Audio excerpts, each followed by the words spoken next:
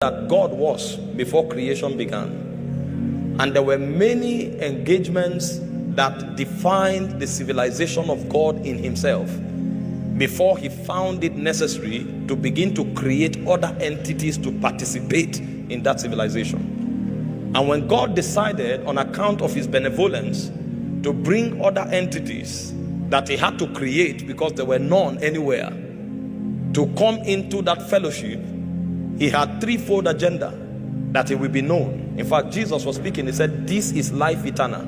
That means any being that has the opportunity to participate in existence, what defines the essence of the existence of that being is his knowledge of God. So he said life is not breath, because there are realms where beings don't breathe. It's only mortals that breathe to sustain the life of the soul. And a point comes when you are clothed with your celestial body and you will no longer need breath to survive, because there are realms beyond oxygen. So Jesus said, in case you want to understand life from the zenith of life, he said life is the knowledge of God that you have. And knowledge in this context is the experience, the depth of the experience of God that you have. So one of the things that defines the relevance of creatures that participate in God's civilization is the depth of intimacy that they share with God, the experience of God that they have. And then the second thing that gives value to our creation is the depth of our worship of God. And I tell people, worship is not a song, but you can worship through singing. Because when you study the word worship, the first time it was used in scripture, nobody was singing. In Genesis 22 verse 5, Abraham was going to sacrifice Isaac, and he said, I'm going yonder to worship with a young lad. And so if you understand worship, you discover that worship is actually a heart posture of adoration and yieldedness to the dictates of God. And so when a creature comes to a point where he knows God by experience, the natural byproduct of that knowledge is worship.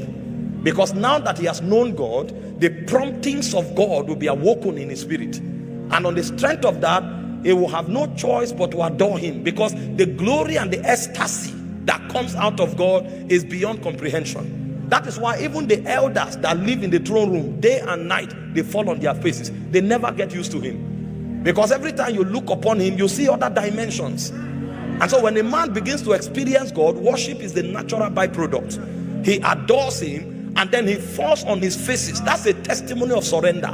Whatever is your desire, that becomes the meaning of my life. And so this is what defines the civilization of God. That creatures know him, they worship him, and then he can entrust them with his will. So they facilitate that will. Because every government has an agenda. The United Kingdom has an agenda. And there are entities that advance that agenda. You know, I'm wearing a suit today not because I love it. I was manipulated to like it. Because when you go back to my forefathers, where we came from, we wear something else other than suit.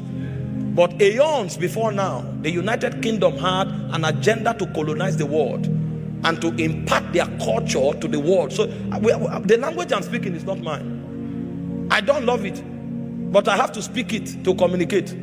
All of this is part of the agenda.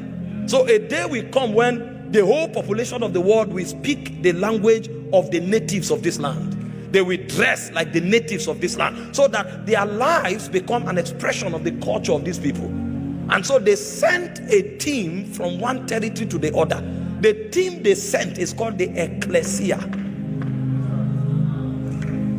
So you have somebody who is in charge of the government, somebody who is in charge of the army, somebody who is in charge of the legislative. They co-opt them together and they send them to distant lands, and they tell them, your assignment is simple: make this place a reflection of the UK. So that a king sits here but is in charge of many entities, many realms and many regions. And it's not their fault. That's the agenda of every kingdom. God also wanted to colonize the realms that he created. And so he has an agenda. And so a people that know him, a people that worship him, are now saddled with the responsibility of advancing his will, which is to ensure that the kingdoms of the heavens become the reflections of the kingdoms of the earth. Meanwhile, God would not need to leave his throne to come to the earth. but the agents that he sends will be so skilled in creating what he has created until they make this realm reflect heaven. And before God began to do that with man, angels were the ones doing it, because there was a prince who was the governor of the earth realm. Because this earth we live in is not the first earth. There was an earth that was destroyed before this earth was created. Because this earth we are living in is actually not a creation, it's a reconstruction. Because if you study Genesis chapter 1 verse 1, the Bible said, in the beginning God created the heavens and the earth. And then in verse 2 it said the earth was void. It said darkness was on the face of the deep. And we understand why the earth became void, because the first governor of the earth violated God, and so the earth was judged.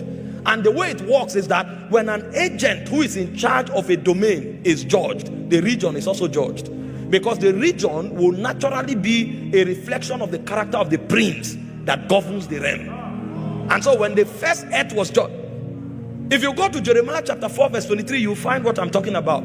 So the earth was void it's not a statement that first appeared in Genesis 1:2. When the earth was judged, when the princes that ruled the first earth were judged, the earth was also judged. And so God came back to reconstruct the earth. So Genesis chapter 1 verse 2 to verse 25 was a reconstruction process. Now that God has reconstructed the earth, he needed a new governor. And this time around, he wouldn't use an angel. And so the council of the Godhead came together, and there was a deliberation. The Father was interacting with the Word, and the Word was interacting with the Spirit, and the Spirit was interacting with the Father. And the summary of that conversation is, we need another governor to rule the earth. And so when they went into the womb of wisdom, what came out was man. And so if you study Genesis 1:26, the Bible said, God said, let us make man in our own image, after our likeness, and let that man have dominion over this visible region that we are reconstructing. And so God sent man here as his agent to advance his will upon the face of the earth.